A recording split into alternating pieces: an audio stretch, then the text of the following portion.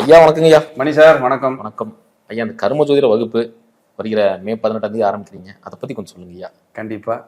அனைத்து அன்பர்களுக்கும் என்னுடைய அன்பான வணக்கம். கர்ம ஜோதிடம் ரொம்ப ஒரு விசேஷமான ஒரு வகுப்பு. கர்மாவை பத்தின புரிதல்.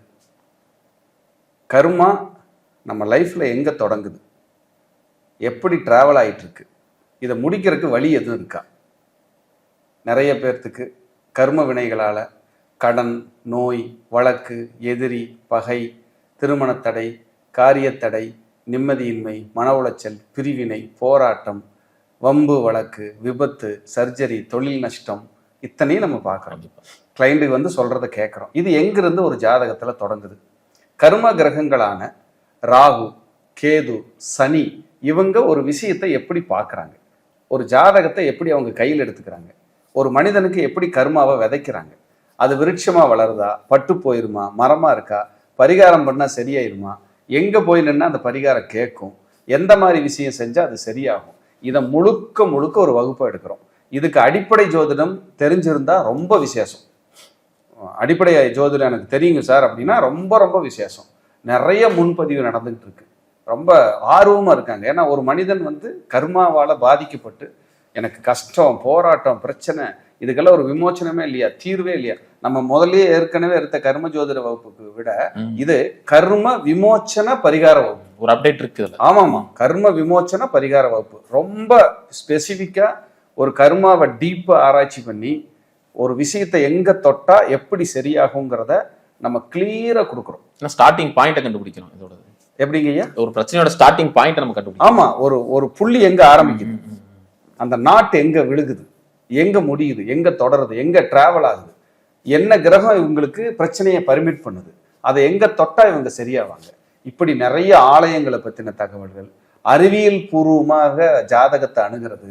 அப்புறம் ஒரு ஜாதகத்துல கர்மாவோட புள்ளி, மைய புள்ளி, மையம் எங்கிருந்து அந்த புயல் ஆரம்பிக்குது, ஒருத்தர் ஏன் ரொம்ப கஷ்டம், நெருக்கடி, போராட்ட பிரச்சனையே தீரலைன்னா அழுகிறாரு, இதையெல்லாம் சரி பண்றதுக்கு நமக்கு என்ன தீர்வு, என்ன பரிகாரம், தொடரும் கர்மாவா, அனுபவிக்கிற கர்மாவா, தீர்க்கக்கூடிய கர்மாவா, இல்லை நமக்கு நிம்மதியை கொடுக்குற கர்மாவா, நல்ல கர்மாவா, கெட்ட கர்மாவா, இப்படி கர்மாவை பற்றின அத்தனை விஷயங்களையும் ஒரு கரும்பு சாறு எப்படி பிழிஞ்சு ஒரு எசன்ஸாக கொடுக்குறோம், அப்படி கிளைண்ட்டுகளுக்கு வர்ற அன்பர்களுக்கு நம்ம கொடுக்க இருக்கிறோம்.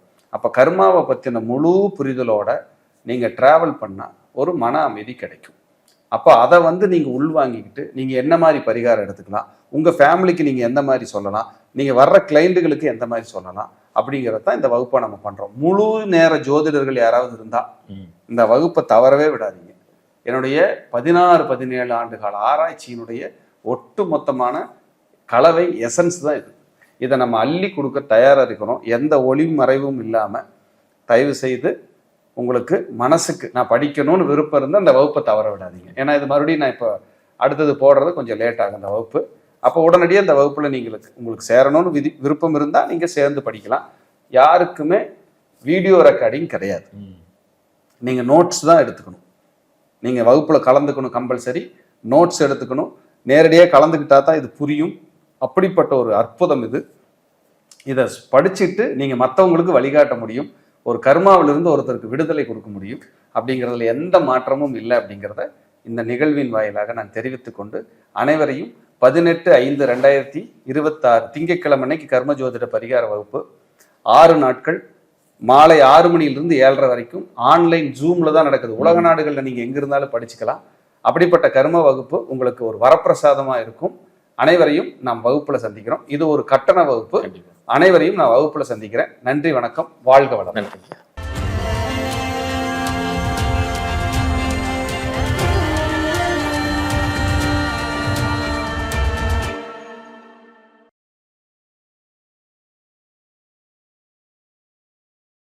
ஐயா வணக்கங்க ஐயா. வணக்கம் மணி சார். வணக்கம், எப்படி இருக்கீங்க? நலமா இருக்கு, நீங்க நல்லா இருக்கு? நல்லா இருக்கு. வாழ்த்துக்கள் ஐயா. இப்போ எல்லாரும் ஆவலா எதிர்பார்த்து இருந்த ஒரு பயிற்சி, இந்த வருஷத்தின் மிகப்பெரிய பயிற்சின்னு சொல்லலாம். அதாவது குரு பயிற்சி வருகிற ஜூன் மாதம் வர இருக்காரு.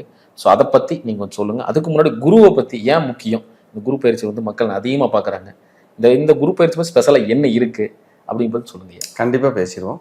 அனைத்து ராசிகளுக்கும் என்னுடைய அன்பான 2026-27 குரு பெயர்ச்சி நல்வாழ்த்துக்கள். அதாவதுங்கய்யா, குரு முழு சுபக்கோள். 9 கிரகங்கள்ல முழுமையான சுபர் அப்படின்னா குருவைத்தான் நம்ம சொல்ல போறோம். குரு அருள் இல்லையேல் ஒரு அருளும் இல்லை அப்படிங்கிறது பழமொழி. குரு அருள் இல்லைன்னா ஒரு அருளும் இல்லை. குரு பார்க்க கோடி தோஷ நிவர்த்தி.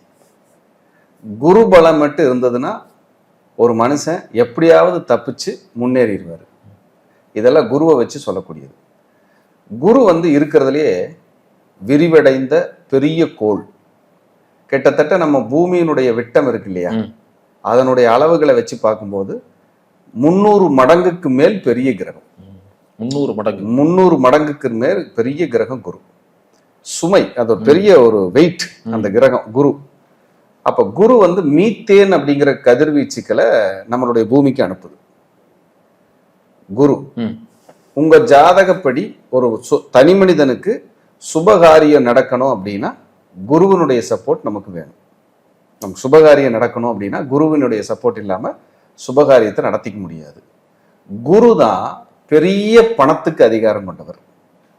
பெரிய பொருளாதாரம் ஒரு மனுஷன் சம்பாரிச்சு ஒரு சாட்டிஸ்ஃபைடு, சார் இந்த பிறவியில எனக்கு பணம், வீடு, வாகனம் எல்லாமே திருப்தியா இருக்கு சார் அப்படின்னா குருவினுடைய கடாட்சம் இருந்தாதான் அந்த மனுஷன் அந்த பிறவியில திருப்தி அடைவார். இல்லைன்னா திருப்தி அடைய மாட்டார். அப்போ ஒரு திருப்தி கொடுக்கக்கூடிய ஒரு கிரகம் குரு அப்படின்னு சொல்றோம். குரு அவருடைய கலர் மஞ்சள் நிறம். மஞ்சள் நிறத்துக்கு அதிகாரம் கொண்டவர் குரு. தானியத்துல கொண்டைக்கடலை, அவர் அதிகாரம் கொண்டவர்.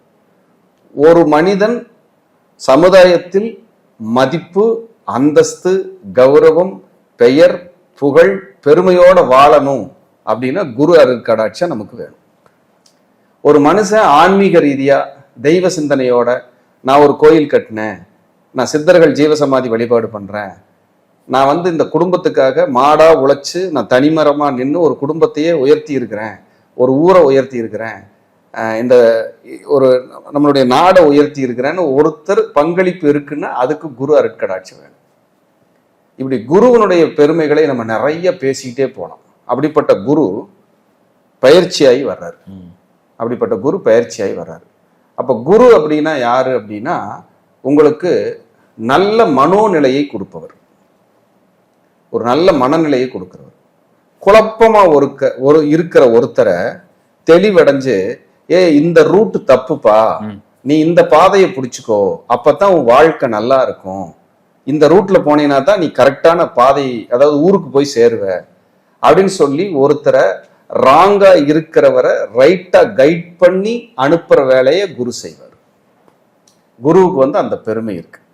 அப்ப குரு ஆச்சாரம், அனுஷ்டானம், தெய்வ நம்பிக்கை, மத நம்பிக்கை மற்றும் மனிதர்களை மதிப்பது, பெரிய மனிதர் தோரணை, கம்பீரம், கௌரவம், அந்தஸ்து, பெயர், புகழ், கோயில் கட்டுறது, இந்த ரோட்டரி மாதிரியான பெரிய பெரிய இடத்துல பதவியில் இருக்கிறது, நீதிபதிகளாக இருக்கிறது, ஊர் தலைவர்களாக இருக்கிறது, எம்பி, பிரசிடென்ட் அப்படிங்கிற ஒரு பெரிய பதவி வகிக்கிறது, பிரதமருங்கிற பெரிய பதவி வகிக்கிறது, இதுக்கெல்லாம் குரு கடாட்சம் இல்லாமல் எதுவுமே செய்ய முடியாது. எவ்வளவு விஷயம். ஒருத்தர் உயர்றாரு, ஒருத்தர் வாழ்க்கையில ஜெயிக்கிறாரு அப்படின்னா அந்த குரு பலம் வேணும். சந்தோஷம் கூட வந்துடும். ஆமா, சந்தோஷம், மகிழ்ச்சி, துக்கத்தை மகிழ்ச்சியாக மாற்றக்கூடிய சக்தி குருவை தவிர 9 கிரகத்துல யாருக்கும் கிடையாது. அப்படிப்பட்ட ஒரு அருட்கடாட்சம், அருட்பேராற்றல் கொண்ட ஒரு 9 கிரகத்துல ஒருத்தர் இருக்காருன்னா அது சாட்சாத் நம்ம குரு பகவான் தான். அப்போ குரு பார்க்க கோடி நன்மைங்கிறான். குரு பார்த்தாச்சுன்னா கோடி தோஷத்தை நிவர்த்தி பண்ணுங்கிறான். அப்ப எவ்வளவு சக்தி இருக்கு அந்த குரு இதுக்கு. கண்டிப்பா ஒரு தட்சிணாமூர்த்தி ஸ்வரூபம், குருமார்களின் அருட்கடாட்சம், ஒரு இறை பலம், குல தெய்வ பலம், இதெல்லாம் நமக்கு வேணும்னா குருவனுடைய அருட்கடாட்சம் நமக்கு ஜாதகத்துல நிரம்பி இருக்கணும்.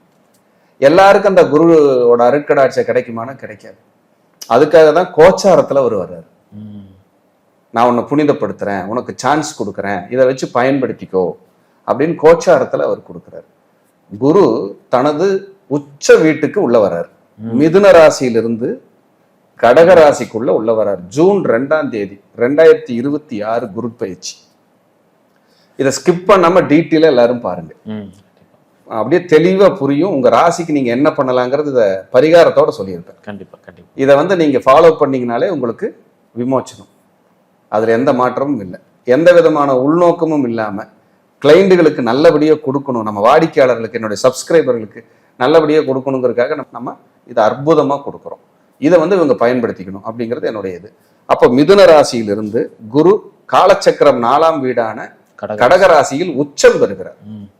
அது கரெக்டா தன்னுடைய சொந்த நட்சத்திரமான புனர்பூசத்திலேயே நுழைகிறார்.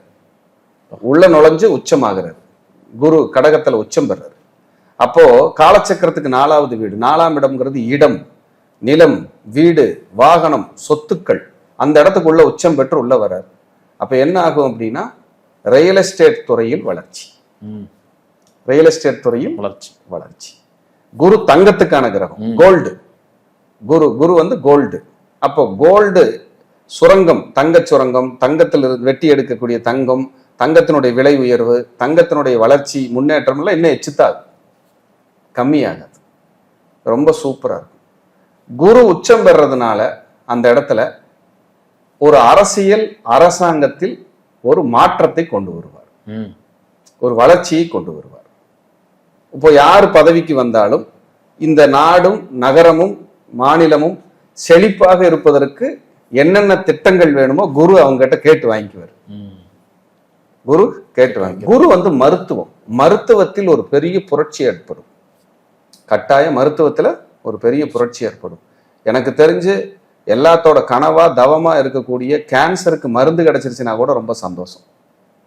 மருந்து கிடைச்சிருச்சுன்னா எத்தனையோ பல்லுயிர்கள் காப்பாற்றப்படும். அதற்கு இந்த குரு பகவான் இந்த 2026-27ஆம் வருடம் உச்சமாகிறதுனால அந்த மருத்துவத்துறையிலையும் ஒரு புரட்சி ஏற்படணும், மருத்துவத்திலையும் ஒரு வளர்ச்சி ஏற்படணும் அப்படிங்கிறத நான் இங்க வேண்டுதலாவே வைக்கிறேன். இந்த போருக்கு எதை முற்றுப்புள்ளி இருக்குமா ஐயா? கண்டிப்பா குரு உள்ள வந்ததையுமே 9ஆம் நேர காலச்சக்கரத்துக்கு 9 குடையவன் இல்லையா, அவன் உச்சம் பெறான் இல்லையா, அவன் கண்டிப்பா இந்த போருக்கெல்லாம் ஒரு முற்றுப்புள்ளி வச்சு ஒரு ரிலாக்ஸ் பண்ணுவான்.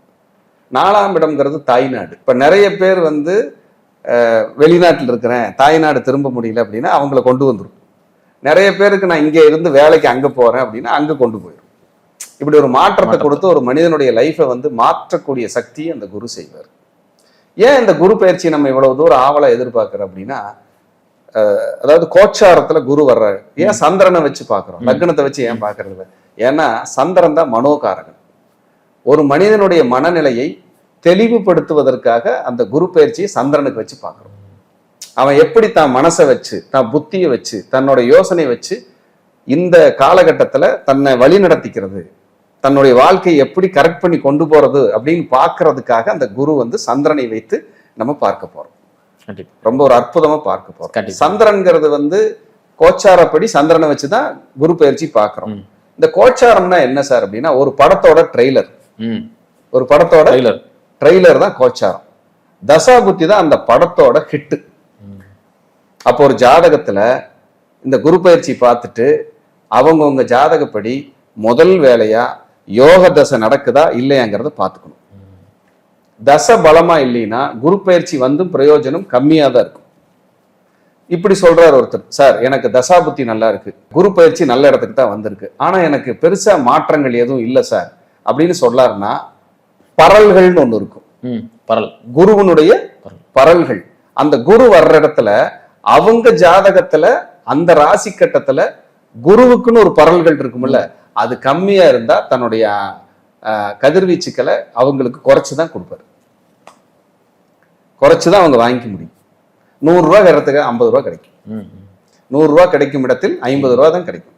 அப்ப அந்த குரு அப்படி வரும்போது இவர்களுக்கு அந்த மாதிரியான சில சிக்கல்கள்லாம் வரும். நம்ம இப்படியெல்லாம் ஆஸ்பெக்ட்ல நம்ம யோசிக்கணும். கண்டிப்பா நம்ம ஏதோ குரு பயிற்சி வந்துருச்சுன்னு மட்டும் அதை விரிவா பேசிட்டு இருக்கிறேன். அதனாலதான் ஸ்கிப் பண்ணாம எல்லாத்தையும் பாருங்கன்னு சொன்னேன். கண்டிப்பா. அப்ப இப்படி பார்க்கும்போது பரல்களை பார்த்துடுறோம், தசாபுத்தியை பார்த்துடுறோம், கோச்சாரத்துல எங்க வருதுன்னு பார்த்துடுறோம். இதெல்லாம் பார்த்துட்டா டாப். சரி, குரு வர்றதுனால என்ன சார் அப்படின்னா, உங்களுக்கு தெளிவான மனநிலை முதல்ல கிடைச்சிடும், பணப்புழக்கத்தினுடைய ரூட் கிடைக்கும், சுபகாரியத்தை பத்தி தடை தாமதங்கள் இருந்ததுன்னா சரி பண்ணிக்க முடியும், ஒரு நிம்மதி கிடைக்கும். ஒரு பொதுவா சொல்ல போனா ஒரு மன ஆறுதல், மன நிம்மதிக்கான பயிற்சிக்கான காலமே குரு பயிற்சி. அதே போல குரு வந்து உங்களுக்கு பணம், பெரிய பெரிய பொருளாதார பணம் இருக்கிற இடத்துல குரு குறிப்பார். இப்ப யூஎஸ் எல்லாம் பெரிய பொருளாதாரம். ஏன் நம்மளும் சலைச்சவங்க இல்லை, இந்தியாவும் இன்னைக்கு வேற லெவல்ல இருக்கிறோம். யூஎஸ் மட்டும்தான் பெரிய ஒரு இதுன்னு நம்ம பேசிட முடியாது. உதாரணத்துக்காக சொல்றேன். அப்ப யூஎஸ்ல வந்து அவங்க பொருளாதார பணம்ங்கிறது எவ்வளவு கோடி கோடியா வச்சிருந்தா கூட நம்ம நாடு நம்ம தாய் திருநாடு பொருளாதாரத்துல வல்லமையை நோக்கி வளர்ச்சியை நோக்கி இந்த பயிற்சியிலிருந்தே மூவ் பண்ண ஆரம்பிச்சிடும். அப்படிப்பட்ட ஒரு சக்தி எல்லாம் நமக்கு இந்த பயிற்சி கொடுக்க போகுது. ஒவ்வொரு தனி மனித வாழ்க்கையிலும் என்ன நடக்க போகுது, ஒரு மனிதன் இந்த குரு பயிற்சியால் என்ன நிலையை நோக்கி பணம், பொருளாதாரம், வேலை, தொழில், கடன், நோய், வழக்கு, எதிரி, பகை, பூர்வீக சொத்து, ஆரோக்கியம், அதே போல உங்களுக்கு இம்ப்ரூவ்மெண்ட், குழந்தைகளோட எஜுகேஷன், வெளிநாடு, ஏற்றுமதி இறக்குமதி, இதை பத்தி கம்ப்ளீட்டா ஒவ்வொரு ராசிக்கும் நம்ம அவங்களுக்கு என்ன நடக்குது அப்படிங்கிறத இந்த குரு பயிற்சியில விரிவா பார்க்கிறோம். இந்த குரு பயிற்சி அனைவருக்கும் நல்லது நடக்கணும்னு நான் எல்லாத்துக்கும் இந்த நேரத்துல ஆசீர்வாதம் பிளஸ் பண்றேன். அவங்களுக்காக நானும் வேண்டிக்கிறேன். அதே போல இந்த குரு பயிற்சி பார்த்துட்டு எனக்கு நாளைக்கே ஜாதகம் பார்த்து கொடுங்க, நான் உடனே பார்த்தாகணும்னா என்கிட்ட அதுக்கு வாய்ப்பு இல்லை. ஏன்னா எனக்கு இருக்கிற அப்பாயின்மெண்ட்ஸே முடிக்க முடியல. ஏன்னா நான் பார்க்கறது ஒரு ஆள் தான் பார்க்குறேன். 1000 பேர் கூப்பிடுறீங்க, பார்க்கறது நான் ஒரு ஆள். டெய்லி எத்தனை ஜாதகம் பார்த்துட முடியும்? அதனால இதையும் நீங்கள் கருத்தில் கொண்டு வெயிட் பண்றதுக்கு விருப்பம் இருந்தா வெயிட் பண்ணி பாருங்க. அப்படி இல்லைன்னா வெளியில உங்க தெரிஞ்ச குடும்ப ஜோசியர்கிட்ட, நண்பர்கள்கிட்ட, யாராவது கிட்ட உங்களுடைய பலன்களை பார்த்து நல்லா இருங்க அப்படிங்கிறத இதன் மூலியமா சொல்லிட்டு இனி ஒவ்வொரு ராசிக்கும் இந்த குரு பயிற்சி பலனை நம்ம விரிவா பார்க்க இருக்கிறோம். ஐயா, இப்ப நம்ம பார்க்கக்கூடிய ராசி தனுசு ராசி. கடந்த ஒரு 7-8 வருஷமாவே பிரச்சனைனா தனுசுனா பிரச்சனை, இப்படிதான் இருந்தாங்க. இப்ப கோச்சார ரீதியாவே பாருங்க, அர்த்தாஷ்டமா சனியாவே இருக்காரு. இப்ப வருகிற ஜூன் மாசம் பயிற்சி ஆகுது. அதுவும் பாருங்க ராசியாதிபதி 8ல வேற போறாங்க. இதை நீங்க எப்படி பாக்குறீங்க? இது நல்லதா இந்த 8ல போறது? அதை பத்தி சொல்லுங்க. கண்டிப்பா 8ஆம் இடத்தில் குரு, இதை வந்து அஷ்டம குருன்னு சொல்லுவோம். பொதுவாகவே 8ஆம் இடத்தில் குரு வாலி பட்டம் இழந்தார் அப்படின்னு ஒரு சொல் உண்டு ஜோதிடத்துல. அப்ப 8ஆம் இடத்துல குரு வரும்போது 8ஆம் இடம்ங்கிறது நல்ல இடம் இல்லை, குருவிற்கு சிறப்பான இடம் கிடையாது. அதுவும் உச்சம் பெறார். ராசியாதிபதி போய் 8ஆம் இடத்துக்கு போறார். எல்லா தவறுகளுக்கும் ஜாதகரே காரணமாகக்கூடிய காலம் தெரிஞ்சே. அப்ப நிதானம் தான் இவரை இப்ப காப்பாற்ற போகுது. இந்த காலகட்டத்தில் இவர்களோட தசாபுத்தியும் சரியில்லை. அஷ்டமாதிபதி தசை நடக்குது, 6 குடைவன் தசை நடக்குது, அல்லது 8 குடைவன் தசை, 12 குடைவன் தசை, ராகு கேது, தேவையில்லாத லக்ன பாவிகளோட தசை நடக்குதுன்னு வைங்க. இந்த காலகட்டம் இவங்களை போட்டு ஒரு உழுக்கிரும். அப்ப என்ன சொல்றேன்னா, செய்யாத தவறுக்கு வீண் பழியை ஏற்கின்ற காலமாக இருக்கும். 8ஆம் இடத்துல குரு செய்யாத தவறுக்கு வீண் பழியை ஏற்கின்ற காலம்னு சொல்லுது. ஜோதிட சாஸ்திரத்தில் அப்படிதான் இருக்குது.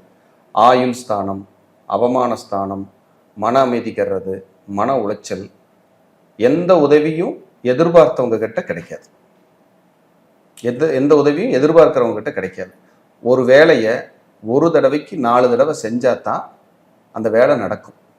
அப்படியே அந்த வேலை நடந்தாலும் அதில் திருப்தி குறைவாக இருக்கும், மன நிம்மதி இருக்காது. இப்படி 8ஆம் இடத்தில் குரு வரும்போது ஒரு போராட்டத்தை கொடுக்கும். இதுல இவங்களோட ஜனன ஜாதகத்துல தசாபுத்தி நல்லா இருந்ததுன்னா இந்த 8ஆம் இடத்தோட குரு கெடுதல் செய்யற பர்சன்டேஜை குறைச்சிக்குவார். ஒரு நல்ல தசாபுத்தி அந்த லக்ன ஜாதகருக்கு நடந்துகிட்டு இருக்குன்னா பெருசா கெடுதல் செய்யாம தாங்கக்கூடிய சக்தியை, தாங்கக்கூடிய வல்லமையை கொடுத்துருவார். அதுதான் அந்த கிரகம் சொல்லுது. 8ஆம் இடத்துல குரு வரும்போதுங்க பணம், பொருளாதாரம் இந்த விஷயத்துல இவங்க கவனமாகவும் ஜாக்கிரதையாகவும் இருக்கணும். தேவையில்லாம பணத்தை லாக் பண்றது, இன்வெஸ்ட்மெண்ட் பண்றது, பெரிய அளவில் பணத்தை போட்டுட்டு தடுமாறி நிற்கிறது, போராடுறது, இது எல்லாமே வரும். இது எல்லாமே பிரச்சனையை கொடுக்காம போகாது. அப்படி ஒரு மன உளைச்சலை, மன நிம்மதி இல்லாத தன்மையை தான் இந்த 8ஆம் இடத்து குரு கொடுக்க போறார். அப்ப இந்த குரு என்ன சொல்ல போகுதுன்னா, எது சரி எது தவறு என்பதை ஆராய்ந்து சிந்தித்து இவர்கள் அந்த பிரச்சனையை கையாண்டாங்கன்னா தான் இவங்களுக்கு இந்த 1 வருட காலம் விமோச்சனம். அதை விட்டுட்டு எனக்கு தோன்றதை நான் செய்யறேன், நான் பெரிய ஆளு, இங்க பெரிய ஆளுக்கெல்லாம் வேலை இல்லை. ஏன்னா உங்களுக்கு எதிராக அந்த கோள் உட்கார்ந்துருக்கு. உங்க ராசியாதிபதி, உங்க சுகாதிபதி, உங்க உடம்பு ஆரோக்கியத்தை ஜாக்கிரதையை பார்த்துக்கணும். உங்க அம்மாவோட இருக்கிற அந்த ரிலேஷன்ஷிப், என் தாய் மகன்கிற உறவுல பிரச்சனை விரிசல் வராம பார்த்துக்கணும். உங்களுடைய உடல் ஆரோக்கியத்தில் சில குறைபாடுகள் வராம கவனமா பார்த்துக்கணும். அதே போல வண்டி வாகனங்கள்ல போகும்போது ரொம்ப ஜாக்கிரதையா போகணும், விபத்தை சந்திக்காம பார்த்துக்கணும். இதுல எல்லாம் ரொம்ப கவனமா இருக்கணும். நல்லதே நடக்காதா சார்னா 90% நல்லது நடக்கிறதுக்கு வாய்ப்பு கம்மி. ஒரு 10% ஏதாவது இறைபலத்தினால ஒவ்வொரு விஷயத்தையும் நம்ம நடத்திக்க முடியும். அதுக்கு தான் 8ஆம் இடத்தோட குரு வந்து நஷ்ட குருன்னு சொல்கிறோம். இதில் வந்து நம்மளோட பேராசையை தூண்டுவார். பிரம்மாண்டமாக போவோம். அலைச்சல்னா வீண் அலைச்சல், வெட்டி அலைச்சல்னு சொல்கிறோம்ல, அளவே இருக்காது. சுத்துனதுக்கு பிரயோஜனம் இருக்காது, புண்ணியமும் இருக்காது. அவ்வளவு மன உளைச்சல், நிம்மதியின்மை, மன போராட்டம் கண்டிப்பாக வந்துடும். அதுக்கு இவங்க இப்பவே தயாராகிட்டு அமைதியே உருவா, அமைதியே வடிவமா, அமைதியே சின்னமா வாழ்ந்துட்டா சேஃப். இல்லைன்னா தேவையில்லாம உங்களுக்கு போட்டு மன உளைச்சல் வந்து நிம்மதி குறைவு ஏற்பட்டு போராட்டத்தை உச்சபட்சமா கொண்டு போயிடும். இந்த காலத்துல புதுசாக ஆரம்பிக்கிறது அந்த மாதிரி எதுவுமே வேண்டாம். இப்ப இருக்கிறத மட்டும் சீரா போயிட்டு இருந்தா பெரிய விஷயம். நான் அதை பண்றேன், அதை சொன்னேன், தேவையில்லாத இன்வெஸ்ட்மெண்ட்டுக்குள்ள போகாதீங்கன்னு சொல்றேன். கண்டிப்பா உங்களை லாக் பண்ணிடும். யாராவது சீட்டு நடத்திட்டு இருக்காங்கல்ல, அவங்க எல்லாம் வந்து யாராவது பணத்தை எடுத்துட்டு ஓடிடுவாங்க. பணத்தை ஒழுக்கமா கட்ட மாட்டாங்க. இவங்கனால திருப்பி கொடுக்க வேண்டியவங்களுக்கு கொடுக்க முடியாது. இந்த காலத்துல நீங்க போய் சிட் ஃபண்ட் போடுறது, சீட்டு போடுறது, இப்போ 10,000 ரூபா கட்டினா 20,000 ரூபா கொடுக்குறேன்னு யாராவது அனௌன்ஸ் பண்ணுவாங்க, அதுல போய் பணம் போடுறது, அப்புறம் தேவையில்லாத பணத்துக்கு ஆசைப்பட்டு போய் அதிர்ஷ்டத்தை நம்பி சிக்கிறது, இதெல்லாம் நடந்துடும். பிரச்சனையை வந்து அதிக அளவில் கொடுத்துரும். அப்போ இது வந்து போராட்டத்தை உச்சபட்சமா அது கொடுக்காம போகாது, நெருக்கடியை கொடுக்காம போகாது. அப்போ இதை நம்ம சுமூகமா சரியா நம்ம ஹேண்டில் பண்ணணும் அப்படின்னா உங்களுக்கு இப்போ தேவை வந்து இறைபலம் தான். இறைபலம் ரொம்ப ரொம்ப முக்கியம். அப்போ 8ஆம் இடத்துல குரு வர்றதுனால நீங்க ஆத்மார்த்தமான சில வழிபாடுகளை பண்ணும்போது உங்களுக்கு பெரிய சக்தியும் பெரிய பலத்தையும் கொடுத்துரும். இந்த வேலை மாற்றம்லாம் பண்ணலாங்களா ஐயா? அது பண்ணலாம். வேலை மாற்றம் பண்ணிக்கலாம், இடமாற்றம் பண்ணிக்கலாம். இடத்தை அவரே மாற்றி விட்டுருவாரு, டெஸ்கை மாற்றி விட்டுருவாரு, திரும்ப கிளம்பு ஓடிடு அப்படின்னு சொல்லிட்டு. அதுக்கெல்லாம் இதுக்கு வந்து விமோச்சனம் உண்டு. விமோச்சனம்னு என்ன, இறைபலத்தினாலதான் விமோச்சனம். வேற எதனாலையும் நீங்க இப்ப விமோச்சனம் தேடவே முடியாது. உங்களை போட்டு அப்படி போட்டு ஒரு கசக்கி புழிஞ்சிட்டு போற காலம். அப்படி இருக்கிற நீங்க தனுசு ராசி அன்பர்கள், உங்களுக்கு நேரங்காலம் ஏற்கனவே டைம் சரியில்லை, உங்களோட தசாபுத்திகள் சரியில்லைன்னா நீங்க இப்ப அமைதியா இருக்கிறது மட்டும்தான் பரிகாரம். அமைதியா இருக்கிறது மட்டும்தான் பரிகாரம், வேற வழி இல்லை. அப்ப 8ஆம் இடத்துல இருக்கிறனால நிறைய சித்தர்களோட ஜீவசமாதி வழிபாடு போயிடணும். இப்ப வந்து குழந்தைகளுடைய ஹெல்த், படிக்கிற குழந்தையா இருந்தா படிப்பு, டிகிரி படிக்கிறவங்களா இருந்தா படிப்பு, ஆரோக்கியம், அதே போல வெளியூர், வெளிநாடு, வெளி மாநிலங்கள்ல வெளியில தங்கி இருக்கிறவங்க, ஹாஸ்டல் இருக்கிறவங்களுக்கெல்லாம் கொஞ்சம் பாதுகாப்பு, கவனம் இதெல்லாம் இருக்கணும் அப்படிங்கிறது ரொம்ப முக்கியம். இப்பதான் இந்த டீனேஜில் இருக்கிறவங்க லவ் தொந்தரவு, தேவையில்லாத அவமானங்கள், டிஸ்டர்ப் எல்லாம் இல்லாம ஃப்ரெண்ட்ஷிப் லெவல்ல எல்லாமே கொஞ்சம் கவனமா இருந்தீங்கன்னா எந்த தப்பு வராது. இல்லைன்னா அவங்கள போட்டு ஒரு என்ன செய்தின்னு கேட்டுட்டு தான் போகும். ஏன்னா 8ஆம் இடத்து குருவுக்கு வந்து நல்ல குரு அல்ல. அஷ்டமத்தில் அகப்பட்டவங்களுக்கு அஷ்டமத்துல குரு அப்படின்னு சொல்லி வச்சிருக்காங்க. அது ராசி அதிபதியே வேற. அப்ப அதான் சொன்னேன், எல்லா தவறுகளுக்கும் இவர்களே முதல் காரணம், இன்னொருத்தங்க அப்புறம் தான் காரணமாவாங்க. ஃபேமிலிக்குள்ளேயே அப்படித்தான், வாக்குவாதம் வராம பாத்துக்கணும், சண்டை சத்தம் வராம பாத்துக்கணும். ஏன் குடும்பம் பிரிஞ்சது, ஏன் சத்தம் வந்துச்சு, சண்டை வந்துச்சுன்னு தெரியாது. வம்பு வழக்கு பிரச்சனை போராட்டம்னு உள்ள இறக்கி விட்டுரும். இன்னொருத்தன் எவனோருத்தன் வந்து உங்களுக்கு 3வது மனுஷன் உங்களை டியூன் பண்ணி வம்புலையோ வழக்குலையோ இறக்கி விட்டுட்டு நீங்க கோர்ட்டு கேஸு தண்டனைன்னு அலைஞ்சிட்டு இருக்கணும். இது நமக்கு தேவையா? அப்போ ஒரு வருஷ காலம் அதுக்காக பொழைக்காம இருக்க முடியாது, வாழாம இருக்க முடியாது. நான் என்ன சொல்றேன், அமைதியா இருங்கன்னு சொல்றேன். நீங்க உண்டு, உங்க வேலை உண்டுன்னு, அது உங்களை ஒன்றும் பண்ணாது. நீங்க போய் முன்னாடி நின்றுட்டு நான் யாரு தெரியுமா, நான் பாத்துக்கிறேன், நான் யாருன்னு காட்டுறேன் அப்படின்னீங்கன்னா அது உங்களை போட்டு காலி பண்ணிடும். ஏன்னா உங்களுக்கும் மேல ஒருத்தர் இருப்பார். யானைக்கும் அடி சறுக்கும் அப்படின்னு சறுக்கும் அப்படின்னு சொல்றாங்க. யானைக்கும் அடி சறுக்கும் அப்படின்னா கவனமா இல்லாத போது நீங்க வலிக்கு விழுகணும், தடிக்கு விழுகணும், பிரச்சனையாகணும் அப்படிங்கிறத அது சொல்லுது. அப்ப ஆரோக்கியத்துல ரொம்ப கவனமா இருக்கணும். எல்லாத்துலேயுமே சார், ஆரோக்கியம், தன்மானம், குடும்பம், வரவு செலவு, தொழில், பெயர் புகழ் எல்லாத்துலேயும் கவனம். ஏன் உங்களை ப்ரொமோட் பண்ணிட்டு ஒரு அரசு வேலையில் இருக்கீங்க, ஒரு உயர் அதிகாரி இருக்கீங்கன்னா உங்களை அப்படியே ப்ரொமோட் பண்றதுக்கு அது தயாரா இருக்கும். அப்ப சித்தர்களோட ஜீவசமாதி வழிபாடுனால மட்டும்தான் தப்பிக்க முடியும். அப்ப சார் இதுக்கு நம்ம நல்ல ஒரு பரிகாரம் கொடுக்கணும். Super sir. இவங்களுக்கு அதுதான் ரொம்ப மெயின். அப்ப ஆலங்குடியில் இருக்கிற குரு பகவான் கோயில்ல மெயினா குருவை கும்பிடுறதை காட்டிலும் அங்க இருக்கிற சிவன், அவருக்கு பேரு ஆபத் சகாயேஸ்வரர். உங்களோட ஆபத்துகளை தவிடுபொடியாக்குறவர், உங்களுடைய ஆபத்துகளை எரிச்சு சாம்பலாக்குறவர், உங்களுக்கு வர்ற ஆபத்துகளை அவரு கிரகிச்சுக்கிட்டு உங்களை காப்பாத்துறவர். அப்புறம் வியாழக்கிழமை அன்னைக்கு ஆலங்குடி குரு பகவானுக்கு போய் ஆலங்குடியில குரு பகவானை ஆத்மார்த்தமா வழிபாடு பண்ணிட்டு ஒரு அர்ச்சனை அபிஷேகம் பண்ணிட்டு மஞ்சள் வஸ்திரம் சாத்தி அங்க இருக்கிற பிராமணர்களுக்கு மஞ்சள் வஸ்திரம் தானம் பண்ணிட்டு கொண்டக்கடலை தானம் பண்ணிட்டு அங்க நல்ல ஆத்மார்த்தமா வழிபாடு பண்ணிட்டு நீங்க எவ்வளவும் பெரிய பணக்காரராக இருந்தாலும் ஒரு மஞ்சள் துண்டை விரிச்சு அந்த தரையில ஒரு 1/2 மணி நேரமாவது படுத்துட்டு பிரார்த்தனை பண்ணிட்டு வாங்க. அப்பதான் இது உங்களை காப்பாற்றும். அதுக்கப்புறம் திருவலங்காடு, ம். வடாரண்யேஸ்வரர் அரக்கோணத்துக்கு பக்கத்துல இருக்குது. திருவலங்காடு அதே வியாழக்கிழமை அங்க போய் சிவன் அம்பாளை கும்பிட்டுட்டு அங்க இருக்கிற தட்சிணாமூர்த்தியை ஆத்மார்த்தமா கும்பிட்டுட்டு பிரார்த்தனை பண்ணிட்டு வந்தீங்கன்னா உங்களுக்கு இந்த தனுசு ராசி அன்பர்களுக்கு பிரச்சனையிலிருந்து நீங்க மீண்டும் வெளியில வரலாம். அதுக்கப்புறம் ரொம்ப முக்கியம் உங்க குலதெய்வம். அங்க போய் சக்கரை பொங்கல் வச்சு சாமிக்கு படையல் போட்டு ஒரு 10 பேர்த்துக்கு அந்த சக்கரை பொங்கலை விநியோகம் பண்ணிட்டு பிரார்த்தனை பண்ணிட்டு வந்தீங்கன்னா இந்த 8ஆம் இடத்து குருவினால் ஏற்படக்கூடிய அவமானம், பிரச்சனைகள் துடைத்து எடுக்கப்படும். அதுதான் நான் சொல்லக்கூடிய முக்கியமான விஷயம். இதை நீங்க கரெக்டா பண்ணல, ஏன்னா உங்களுக்கு கோயிலுக்கு போறக்க விடாது. கோயிலுக்கு போய் என்னத்தை சாதிக்க போறோம்னு தோண வச்சிடும். ஒரு விரக்தியை கொடுத்து. ஆமா, ஏன்னா ஆன்மீக கிரகம் ம். காசு குணத்துக்கானவன், ம். கௌரவத்துக்கானவன், புகழை கொடுக்குறவன் போய் 8ல மறைஞ்சிடறாருல.